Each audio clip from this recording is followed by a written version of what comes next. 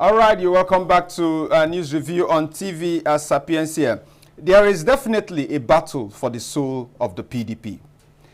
And all the papers today reported it. Or every paper we read today reported it, from talking about the NEC meeting slated for tomorrow, to talking about the Wike Atiku feud, and talking about the 60 lawmakers. First of all is to say the PDP is a victim of its foolishness leading to the 2023 general elections. What the PDP failed to do was simply apply its rules and obey what Section 7, subsection 3 of the PDP constitution mandates it to do. Zoning. So the PDP, by its own constitution, is supposed to zone not only internal positions within the PDP, but also elective positions. 2023, it was the turn of the Southeast to have a shot at the presidency. In order to ensure that does not happen, the PDP shot itself on the foot from different angles. All the players shot, the big players within the PDP shot themselves on the foot. The NWC NEC shot itself on the foot. And so we are here having this conversation. If the PDP had just obeyed its own constitution, played by the rules, been fair, all this wouldn't have happened. But then it has happened, and so we need to have this conversation. Right. Now, building up to today, we've seen first it was the 60 lawmakers on the platform of the PDP who, led by Ikenga Ugochinyere, who first called attention to this. When they came together, there was this press conference when they talked about Damagu must go. That was the first time, it was said in open that way, that Damagu had to leave and somebody from the North Central take over the position of national chairman in line with their constitution, replacing someone from their zone, Iyochayu, who nobody knows where he is right now. But then it said that his court case, his case is still in court, but he was the last national chairman. Umar Damagum is acting national chairman, so they don't have a substantive. They allege so many things, heaped so many things on him, working for the APC, being in bed with Nyesom Wike, who is neither here nor there, his inability to even sanction people who did anti-party, people like Nyesom Wike, of course, the main, and also all of the attempts that should have been made to ensure the PDP had victories in, some by-elections, and most especially when they were having cases in places like Plateau State. They said he has been aloof. And then where is opposition right now? There is no opposition coming from the PDP, right? So they talked about all of these things. But nobody can really understand what is going on without going back to how the PDP got to where it finds itself today, because this is a mess the PDP finds itself. But it's also to say this: the PDP is no stranger to all of these controversies. The PDP has always had this kind of controversies. Sometimes they come out of it stronger. Sometimes, like in 2023, it makes them lose big time in the elections, right? So, building up to 2023, the PDP zoned its national chairmanship position to the north. And then we saw Iyochayu emerge unopposed. He's from Benue State, the North Central. But before that, it was Uche Secondus who was national chairman. Uche Secondus fell out of love with his benefactor, his godfather, and the man who single-handedly made Uche Secondus national chairman, and that is Nyesom Wike. So it was Uche Secondus out, Iyochayu in. Both men were handpicked, said to have been handpicked by Nyesom Wike. Now, it is alleged that the reason why Nyesom Wike wanted Uche Secondus out and somebody from the north in was he was nursing and the ambition to become president of Nigeria.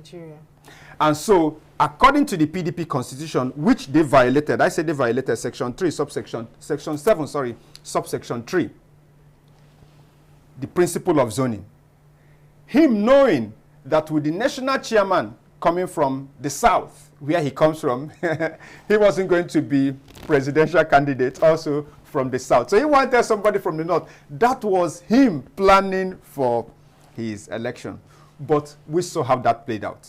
The primaries came and the primaries went. Atiku won, Wike lost. And Wike now mounted his fight against the PDP, against Alhaji Atiku Abubakar, against Iyorchia. And one of the demands we remember he kept making was the presidential candidate and the national chairman will never come from the same zone. So he wanted Iyorchia out. And so at the end, Atiku Abubakar, a strong member of the party, of course knew the implication of not having Iyorchia, who himself worked for his emergence. And that was what, that was the grouse he had with him. He was supposed to work for him. Then he worked for somebody else. I mean, he's a politician. Nobody can take it away from Wike that he is an astute politician. So he knew the game that played out, and he wanted to take his pound of flesh on both, on not only two men, but that institution. And he did, right? So after the elections, just as we saw in 2021, a court sitting in Rivers State stopped Uche Secondus from parading himself as national chairman. We also saw in March 2023 a court sitting in Benue State also order Iyorchia to stop parading himself as national chairman. And so he did the honorable thing, stepped aside. And then, meeting to the constitution of the PDP, section 45, subsection 2, the deputy national chairman of the party, Umar Damagum, assumed position, but in acting capacity. And that is where we have been till today. But then, as the party builds up to its NEC meeting, the NEC being the highest decision-making organ of that party, there is now a battle for the soul of the party. The PDP, I don't know any political party that has been in the position of the PDP today, where you have a very influential member not resigning from the party, not joining another party, but consistently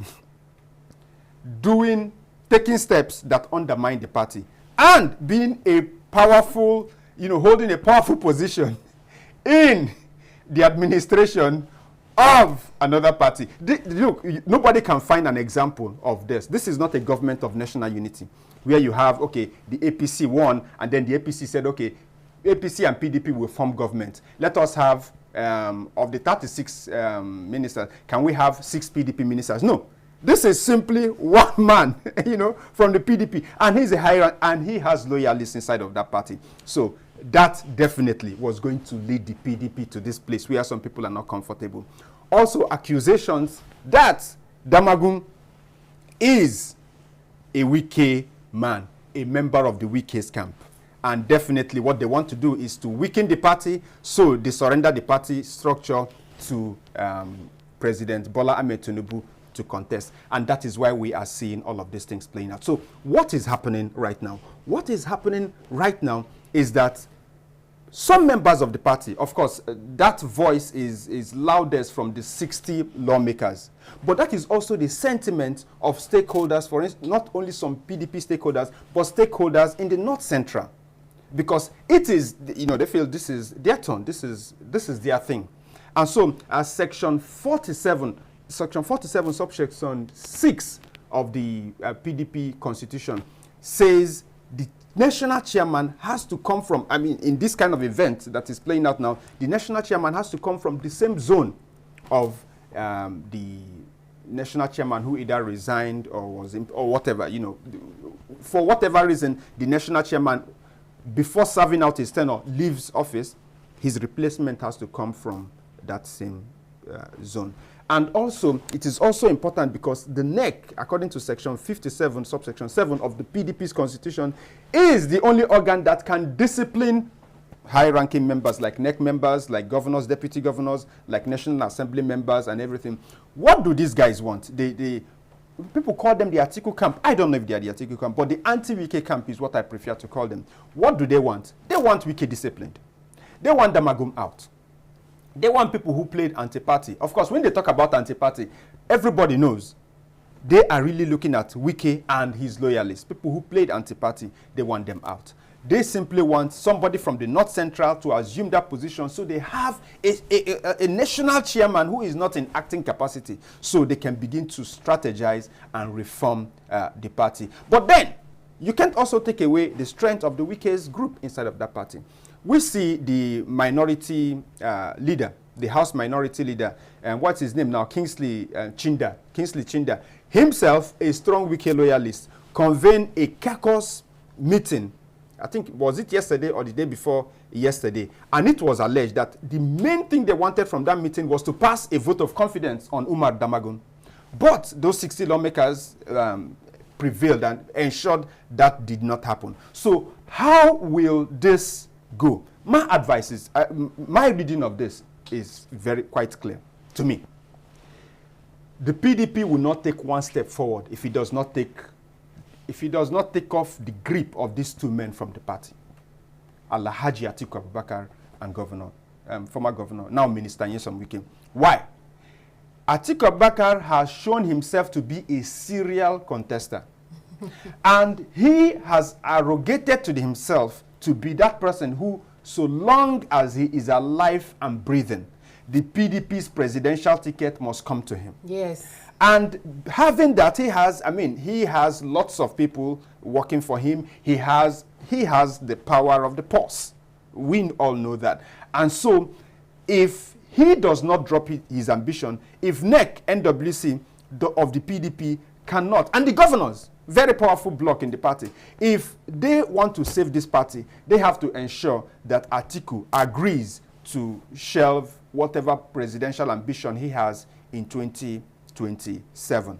If they want this party to move forward, they must ensure that they take off the wicked tendencies. However they are going to do it, they are the politicians, I'm not. But they must ensure that that strong hold Wike has on some levers of power in that party goes off. Will that happen immediately they take off Damagum? I'm not a politician. I don't know. But if they deal with all of these things, go back to what your constitution says, do it. Somebody from the North Central needs to take over immediately. And it needs to be somebody with good political currency. I'm looking at somebody like Bukola Saraki, for instance. I'm looking at somebody like Gabriel Suswam, for instance. You know, people like this who do not only command respect and loyalty within the party, but around the country, especially now that the Nigerian youths have woken up and are very interested in politics. You need somebody who can, even though the person is not within the age bracket of a youth, but the person has the face and the respect of the youth. If the PDP does not do this, the PDP will not survive. You know, it's